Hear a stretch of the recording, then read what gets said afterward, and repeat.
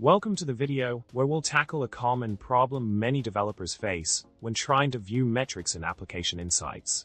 So, the problem lies in not being able to see the expected Node.js extended metrics namespace in the Metrics Explorer, even after installing the Application Insights native metrics package as suggested in the documentation.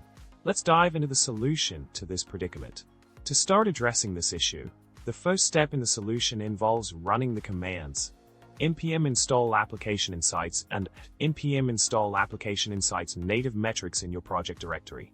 With these packages installed, we lay the groundwork for generating the necessary metrics to be displayed in application insights.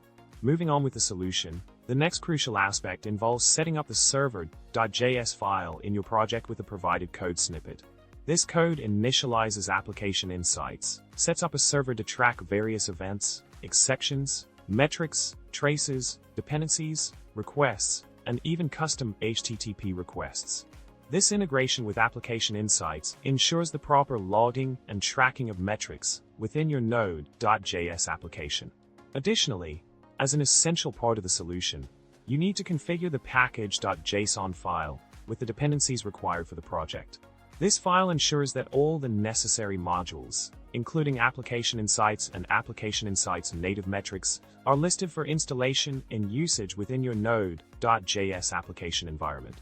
After following the setup and configuration steps, the final piece of the puzzle is to run the node server.js command in your terminal. This action starts the server and begins tracking the specified metrics, which can then be viewed in the transactions section of Application Insights in the Azure portal. In summary, by installing the required packages, setting up the server.js file, configuring the package.json dependencies, and running the server, you can successfully monitor and view the metrics generated by your Node.js application in Application Insights.